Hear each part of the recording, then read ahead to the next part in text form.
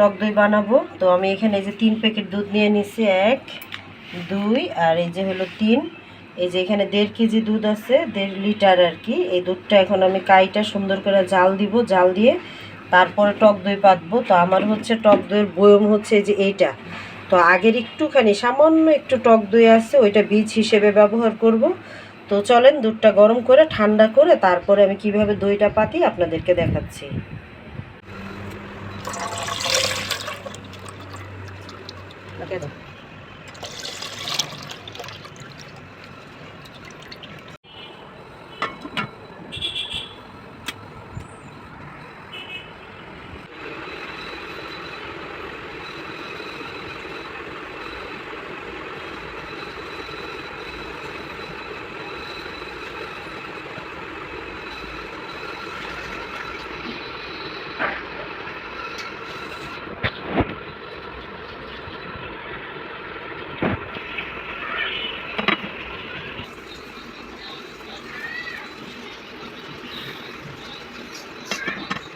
আমি জাল দিয়ে রাইখে দিছিলাম, এই যে কত সুন্দর একটা সর পড়ছে। তো আমি আগে সরটা উঠাই নিচ্ছি, কারণ এই সর দিয়ে সর আমি জমাই এই যে দেখেন, এই যে এর আগেও সর জমায় ওইটা আমি ঘি করছিলাম। তো আপনারা যদি কেউ ঘিয়ের রেসিপি দেখতে চান অবশ্যই কমেন্টসের মাধ্যমে জানাবেন, আমি ঘিয়ের রেসিপিটাও আপনাদের সাথে শেয়ার করব।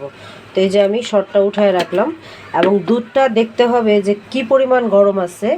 এইভাবে আঙ্গুলটা দুধের মধ্যে দিয়ে 1 মিনিট অপেক্ষা করতে হবে। যদি দেখা যায় যে 1 মিনিট আঙ্গুলটা চুবিয়ে রাখা যায়, তাহলে ওই গরম দুধটা দিয়ে দই পাততে হবে। এর থেকে বেশি যদি গরম হয় তাহলে কিন্তু দুধ ফেটে যাবে, ফেটে গিয়ে ছানা হয়ে যাবে। আর যদি ঠান্ডা হয় তাহলে কিন্তু ঘি জমবে না। তো এখানে আমি কিন্তু প্রায় 1 মিনিটের বেশি ধরে রাখছিলাম, একদম পারফেক্ট আছে। এখন আমি এটা দই পাতবো। তো এই যে আমার দইয়ের বয়মে আগে থেকে দই আছে, তো অনেকটা দই আছে, আমি এতটা দই দিব না। এতটা দই দিয়ে যদি দই পাতি তাহলে দইটা বেশি টক হয়ে যাবে। তো আমি দইটা এই যে এইভাবে ঢেলে একটা বাটির ভিতরে এটা নিয়ে নিলাম, আমরা খাইয়ে নিব। আর এই যে যে বয়মের গায়ে যে দইটুকু এখন লেগে আছে, এইটা দিয়েই আমি দইটা পাতবো, সম্পূর্ণ দইটা লাগে না।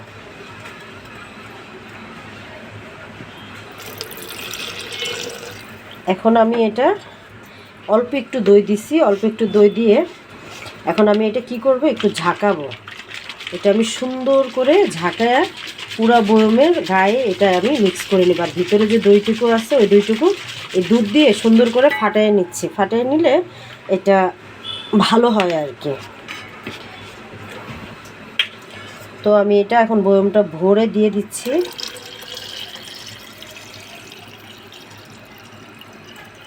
এই যে বয়মটা ভরে দইয়ের জন্য দিছি। আর এই যে যে বাকি দুধটুকু আছে ওইটা আমরা রাত্রে ভাতের সাথে খেয়ে নিব, দুধ ভাত খাবো। আর এখানে আমি এই যে 1 বয়ম দুধ হয়ে গেছে। এখন এটা আমি খুব ভালো করে টাইট করে এটা আটকে নিয়েছি। এখন আমি এটা একটা কাপড় দিয়ে পেঁচায় সুন্দর করে আমি আমার যে ওয়ারড্রপ আছে, ড্রয়ারের নিচের যে ড্রয়ারটা, ওইখানে আমি প্রায় 12 থেকে 13 ঘন্টা সময়ের জন্য রেখে দিব। কারণ আমার ঘরে তো মাইক্রো ওভেন নাই, যদি মাইক্রো ওভেন থাকতো তাহলে আমি একটা বাটিতে করে এই দইটা মাইক্রো ওভেনের ভিতরে ওভেনটা অফ করে রেখে দিলে এটা সুন্দর জমে যেত। আর এমন একটা জায়গায় রাখতে হবে যেখানে বাতাস যাতে প্রবেশ না করে এবং দইটা সুন্দরভাবে জমে। তো চলেন আমি এখন কিভাবে এটা রাখি এটা একটু দেখেন। আর ঠিক আগামী 12 ঘন্টা পর আমি আবার এটা বের করে তখন আপনাদেরকে জমা দইটা দেখাবো। এই যে এইভাবে আমি একটা চাদর, আমার শীতের একটা চাদর, এই চাদরটা দিয়ে এটা আমি খুব ভালোভাবে এটা আমি পেঁচাইয়ে নিছি। এখন আমি এটা এইভাবে রেখে দিব, ঠিক 12 ঘন্টা সময়ের জন্য আমার এটা এভাবে থাকবে। তো আমি সবসময় এই ডয়ারেই পাতি, কারণ এখানে কোনো বাতাস ঢুকতে পারবে না। আর আমি এটা হচ্ছে ঠিক 12 ঘন্টা পরে আমি এই ডয়ারটা খুলবো। এর ভিতর কিন্তু আমি আর এই ডয়ারটা খুলবো না, এই যে ডয়ারটা আমি আটকে দিচ্ছি। এই যে এটা এই যে আটকালাম, এটা 12 ঘন্টা থাকবে এবং দইটা জমার পরেই আমি আপনাদের সাথে আবার এটা শেয়ার করব।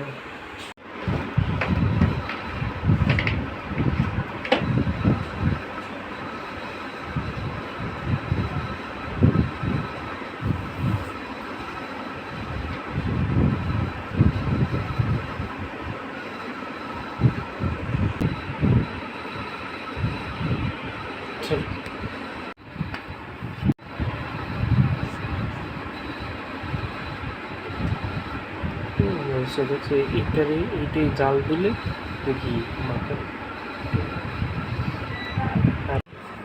এই যে দইটা কিন্তু দেখতেই পাচ্ছেন যে কত সুন্দরভাবে জমছে। তো এই যে দেখেন একদম দই জমছে। তো আপনারা যারা বাসার হাতে বানানো টক দইটা খেতে চান, ঠিক এইভাবে করেই আপনারা দইটা বানিয়ে নিতে পারেন।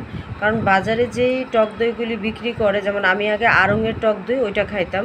তো পরে ভাবলাম যে আসলে এরা কি কি দিয়ে বানায় এটা তো আসলে জানি না। তো তার থেকে আমি যেহেতু দুধ রোজ করি, আমার রোজের দুধ দিয়েই আমি এইভাবে করে বাসায় টক দই বানিয়ে নিই এবং যখন যেভাবে খেতে ইচ্ছে করে ওইভাবে খাই। তো আপনারা এইভাবে টক দই বানায় এভাবে খেয়ে নেবেন।